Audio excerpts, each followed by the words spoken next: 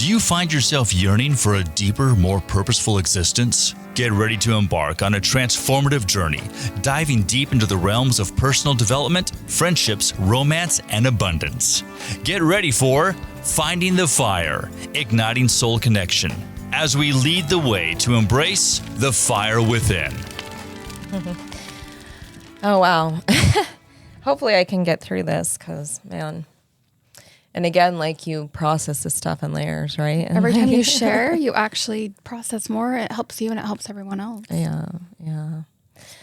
So, yeah, thank you for letting me share this. But hopefully this helps other people too and understand like the process. And so hopefully they can help themselves before it gets to the dire state I was in, for sure. So this cardiologist is like, he's like, one of them is a really quick test. Like he's like, I can do the scan on you. We have to put you under really quickly, and there could be this small hole in your heart. And if it's that, then we give you this medicine and it repairs the hole and you're fine and you'll be good to go. And he's like, if it's not that, he's like, that's quick and fast and we can determine that right now today. And if it's not that, then it's your adrenals, and then you need to see an endocrinologist, and we'll get you, set up with that. But unfortunately that takes longer. And so in my awareness, I'm like, okay, it's going to be this hole in my heart because I don't have longer. Like I don't have longer. And I wasn't saying this, but he gave me that hope, and I'm like, okay, I can hold out for this test. They're going to find it. It's going to be this hole in my heart, and they're going to give me the medication. I'm going to be fine, And that was all the energy I had. Like if I was told, oh, I'm sorry, like it's this, but you're going to have to wait this long, because there was no endocrinologist in the town working at the time. Like they came down from up north up from Salt Lake every like 3 weeks. And they're like, you're going to have to wait till he comes in town, and all this stuff. I'm like, I knew I couldn't wait. Like there was nothing left in me. But so I'm like, oh, it's going to be this hole in my heart and I'll be good. And so he's like, unfortunately I can't like get you back for 5 hours. But because he had a busy cardiac day, right? And he has all these cardiac patients that need him. And I'm like, oh, okay. And I didn't say this to him, but I'm like, like making this deal with my soul and God and whoever else. Like, I don't know what I believed in at the time, but like, okay, I can hold on for 5 hours, and then they're going to get me help. It'll be okay. Like, even though like my heart rate's doing this, right? And like my soul's literally like leaving my body, and I'm like calling it back in, and but I can hold out for 5 more hours. I made that like resolution within myself. And I don't know what happened from when he walked out of my room to about 3 minutes later, but he walked right back in himself, and he's like, you're coming with me right now. And he pushed my gurney up to cardiology and did the test on me right then. And unfortunately, it wasn't the hole in my heart, so I didn't get the help that day. And so he's like, but we'll get you help. Like I've already called. Sorry, I'm choking up. It's hard to talk about. He's like, I've already been on the phone with the the endocrinologist. He's going to be here. We're going to get you in, even though he's booked. Like, we're getting you in as soon as he's down here. We'll get you taken care of, but that's going to be like 2 weeks. And I'm like I'm like, okay, thank you. But I knew I didn't have 2 weeks, and I knew I wasn't going to die in a hospital, and damn, this is hard to talk about. And just like thinking about my kids, because my kids at that point had lost a brother. They had lost their dad to suicide. And now like I'm dying of something that, they haven't been able to diagnose thus far, but now I'm so far down, like I don't have anything left to hold on to. So I had already like resolved myself, and this sounds freaking crazy now, but when you are in fight or flight and you're literally dying, like you might not make the most rational decision, right? But I knew I wasn't going to die in a hospital away from my kids. I knew I was going to die with my kids, and I wanted them to like have fun with me. instead of the opposite of what they had experienced with the prior deaths in their life. So I planned a trip to Disneyland with him. And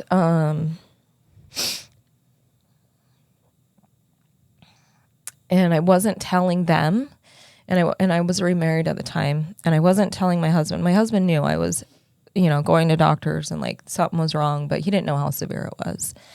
Because they weren't finding anything wrong, right? So he's like, well, then you're fine. And so then I have to be fine, And, but I had told him, I'm like, hey, we're going to go to Disneyland. It was spring break. So it was the right timing. Told him, get some days off work and we're going down to Disneyland. So,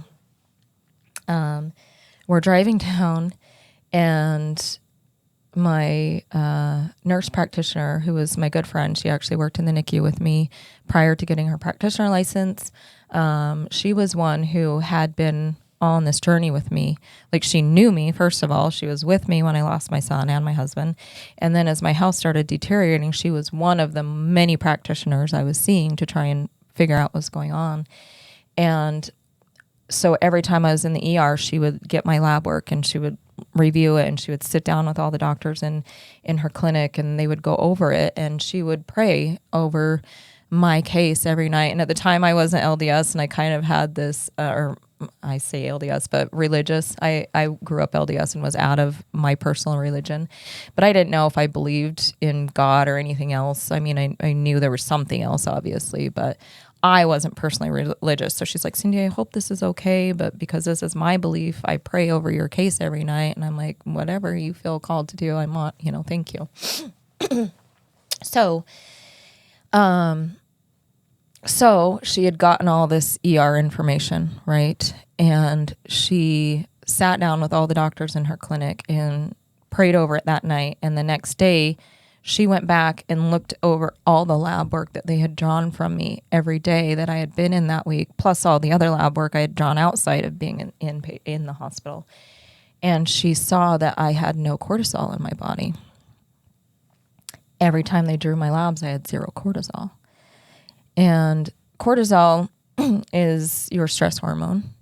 And cortisol fluctuates through the day. Like, you have the most in the morning, and then it fluctuates through the day, dips down, and then you get another peak around 3 p.m. and dips down, and then you restore at night when you sleep, and then you have a storage again for the day. But as cortisol is fluctuating, you have another hormone called ACTH, and it's fluctuating the opposite. So it's like a scale. It's a balance, and they keep each other in balance.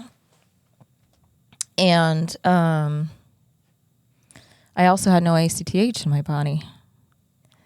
And if you have no cortisol and no ACTH, you're not alive. And the doctors, with everything, trying to figure out what was wrong with me, they were overlooking this. They weren't looking at that. But she, getting all my labs and had been with me all this time, like, and praying and sitting with her companion, her colleagues, finally saw this. And so the next day after my ER visit, I'm driving down to Disneyland with my kids, and she calls me. And we're about to Vegas at that point. For those that don't know, like, I live in southern Utah and have to go through Vegas to get to California to Disneyland. So Vegas is about an hour and a half away from my home and about 3.5 hours away from Disneyland. And so she calls me, and she's like, Cindy, where are you? And I said, I'm in the car. And she's like, you need to go to the ER right now. I'm like, no, I've been to the ER. They can't help me. And she's like, Cindy, you have no cortisol in your body. You need to get to the ER right now. And I said, I'm not going back to the ER. They can't help me there. And again, like, looking back, this doesn't sound rational, but this is where I was at, because I had gone to doctors over and over and over, and I had been in the ER over and over and over, and I had every lab drawn out of me, and like, they weren't finding it. So she's like, Cindy, you have no cortisol in your body. You're in an adrenal crisis. And I said, I know, because that's what the cardiologist had told me at that point. He's like, your adrenals are shot. You need to see the endocrinologist. He'll be here in 2 weeks. We got an appointment set up. So I knew all that part. But at the time, I didn't know that I had no cortisol, because even the cardiologist hadn't picked up on that, right? She picked up on it that night. And she's calling me, and she looked back over all my labs, and she saw that I had running no cortisol. And she's like, she's like, I'm not going back there. They've been treating me like I'm crazy. They wanted to admit me to BMed, and I'm not going back. She's like, well, if you won't go there, then go to the closest ER in Vegas. And she's like, I'll call them. I'll give them an update. I'll tell them everything. You need steroids now. And I said, no, I'm not doing that. I'm like, I'm a nurse. I worked at the hospital. I did critical care. I did rotations in ER. I know what they say about people like that. If you're like going to, they had already like deemed me in my head either crazy or drug seeking, which is silly and ironic because I never asked for nor took any drugs while I was there. But that was like the word circulating around. So when people go to a different hospital with the same complaints, then they say you're ER shopping, trying to get, somebody to give you something, right? So that's what was in my head. I'm like, I'm not doing that, because then they're, I know what they think of people that do that. They'll think I'm ER shopping, and I'm not going to do that. She's like, Cindy, this is different. We have your lab work. You have no cortisol. I'm like, I'm not. I'm going to Disneyland with my kids. And she's like, Cindy, I don't want to scare you, but if you don't get steroids in your body right now, you're going to die. And I said, I know I'm dying. I've been saying that for a week now, and nobody's been helping me. And I'm not going to die in the ER. I'm going to die with my kids. And she started crying on the phone and begging me to go in. And I'm like, no, I'm not going to. So she said, Cindy, where are you going? Tell me where you're going. I'm going to call in some steroids, some oral steroids, to a pharmacy where you're going. She's like, I shouldn't do this because it's going to mess with everything in your lab work. And like, you need an endocrinologist because it's critical. Like, I shouldn't be calling this in for you, but I'm going to, because she knew I wasn't going to go in. She's like, I'm going to call you in just enough to get you through. Like, how many days are you going to be there? I'm going to call you in this. You need to take it 3 times a day, And then as soon as you go back to St. George, you go straight to the ER. I'm like, okay, I'll agree to that. So she did. And I miscalculated how many days we were going to be there. I told her how many days I was going to be there, which was 5, but I didn't calculate the drive back. And so I got there, got the steroid, and it gave me like energy and like life force inside of my body. I'm like, whoa. Like, this actually works. But as I told you, like, cortisol ups and downs throughout the day, right? And so I was having that throughout the day. So I was actually able to have some fun time with my kids at Disneyland, but then I would crash. And I'm like, I was done for, and I'd have to go back to the hotel, and I'd send my husband with the kids, or they would just play at the hotel while I was just in bed, right? And so got to day 5, and as the world would have it, there's never any accidents, right? There's never any coincidences or anything. As the world would have it, as luck would have it, a travel nurse that I had worked with, who worked with me when I lost my son in the NICU, saw that I had like posted a picture at Disneyland with my kids, and she's like, Cindy, you're here? I'm like, what do you mean here? Because she travels all over, right? And she's like, I'm here. I'm in LA. I'm coming to see you and the kids, because she had bonded with my kids while she was there, and she would send Christmas presents to my kids, and she called my oldest daughter her little butterfly, because she had got her this butterfly costume, or seen her in this butterfly picture. And anyway, she wanted to come see me and the kids, and she had no idea what I'm going through, right, with my health. And I didn't want to tell her. I didn't want to admit to anybody what was going on. I was just going to have a good time until I couldn't anymore. And so I'm like, I'm sorry, I can't come to you. I can't meet you anywhere, because I couldn't leave the hotel, but I wasn't telling her that. She's like, that's okay, I'll come to you. She's like, I'm calling off work and I'm coming to you. So she called off work. She came to me at the hospital. I had my husband like prop me up in the lounge downstairs, and like, because he knew I was bad and critical. But I didn't want her to know. So I'm like prop me up on the couch. Like, literally, he had to help me to the couch and like sit me up, and like did put some makeup on to pretend I had color in my face, and I had the kids around me, and so she's like visiting with the kids and having a good time, but she knew something was wrong, right? I'm like pretending everything's fine, but finally she's like, Cindy, what's going on with you? Like, what's wrong? And I'm like smiling, and I'm looking at the kids, and I'm just like, Finally I'm like, she could tell so I told my husband to take the kids back to the room or go to the pool or whatever they did, and so I could talk to her one-on-one and let her know what was up. And she's like, and I told her the whole story. And she's like, oh, okay, well, I'm glad they figured it out. I'm glad they know what it is. Like, we got to get you home and get you fixed up, get you on steroids. Like, she's like rallying me to hold on another day. But I knew at that point, like, I was out of steroids. And I knew, like, I knew, like, that was literally my life force. Every time I took that little tiny pill, and it was 3 times a day, and I knew I had taken my last one, and I didn't have any more. And so, but I'm like, okay, maybe I can hold on, because I had held on a lot through this whole thing. Like, maybe I could hold on to get home. So anyway, went to bed that night, and was supposed to meet her for breakfast. She ended up she's like, I'm staying here tonight to make sure you're okay. Like, I'm going to be your personal nurse if you need me. And we were supposed to meet for breakfast. And my husband got the kids ready, and I couldn't get out of bed. Like, I went to sit up and I'd pass out. And I like tried to raise my arm to even use my phone to like message her, and I couldn't. Like, there was nothing left in me. And I look at my legs, and they were purple and like big splotches, and it was a very surreal experience. And so my husband, who wants me to be okay, right? And he's like, come on, let's go. Like, you're fine. I'll help you. I'm like, I can't. I'm like, can you please let her know? Like, I just can't make it. So he went down with the kids and told her, and she immediately comes up to the room. He gave her a key card, and she comes in and takes one look at me.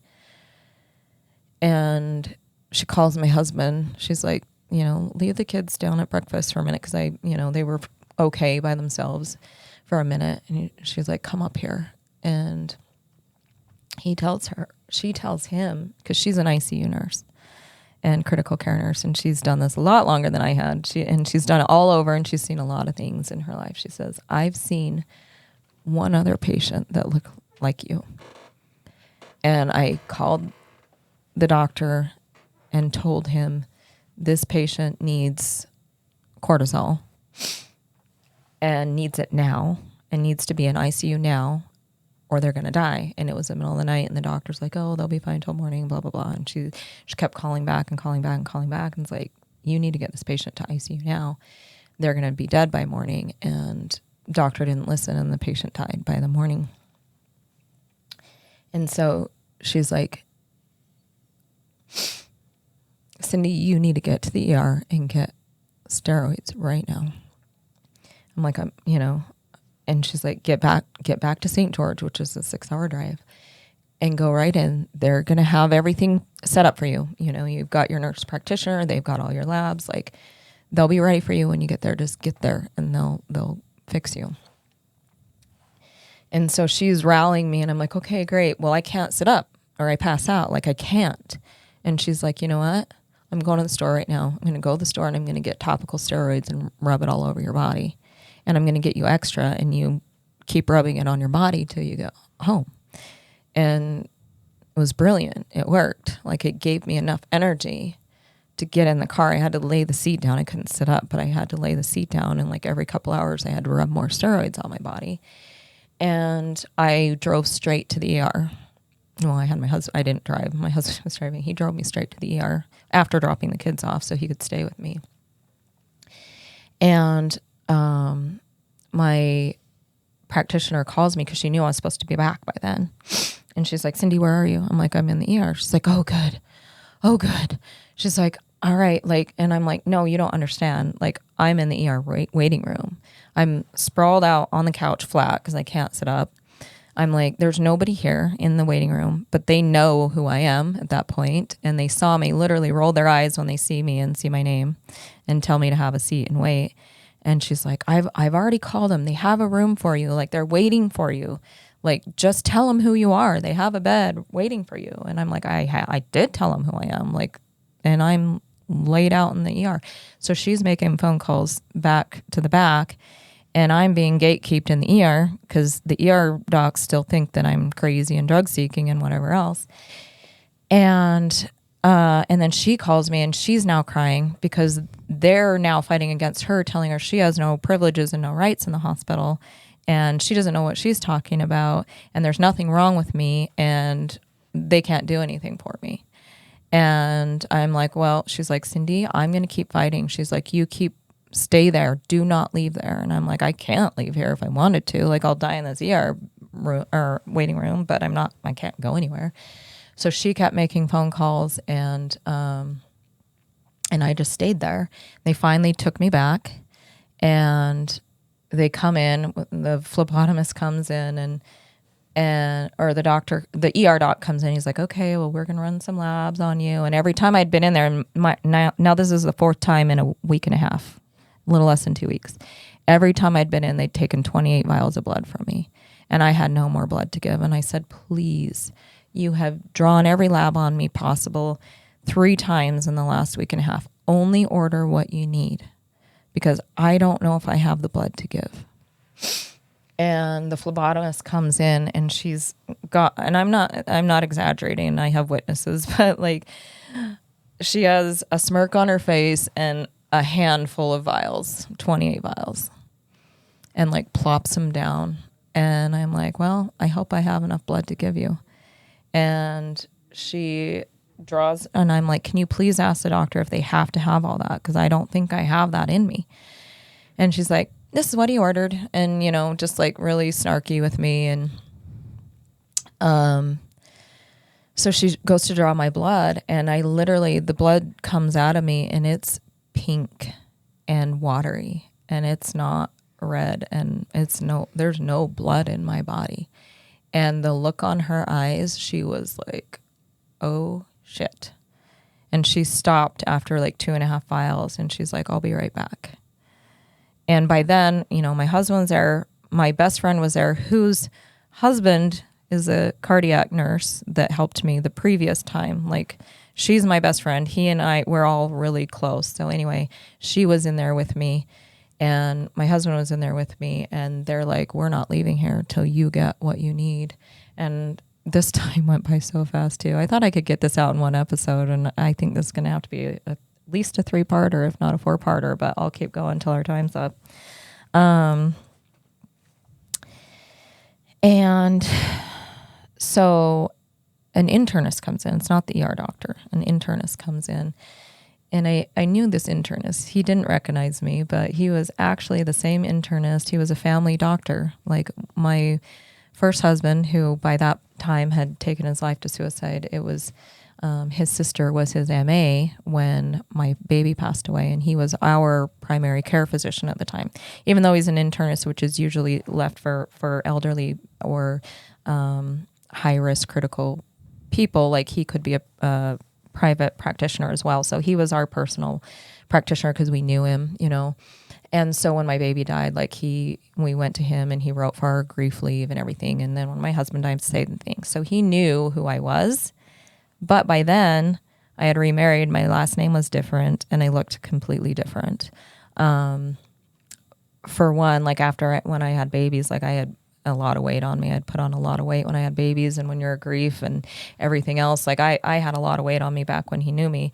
And at this point, I had no weight on me. I was skin and bones because I was dying, and I had been dying for years.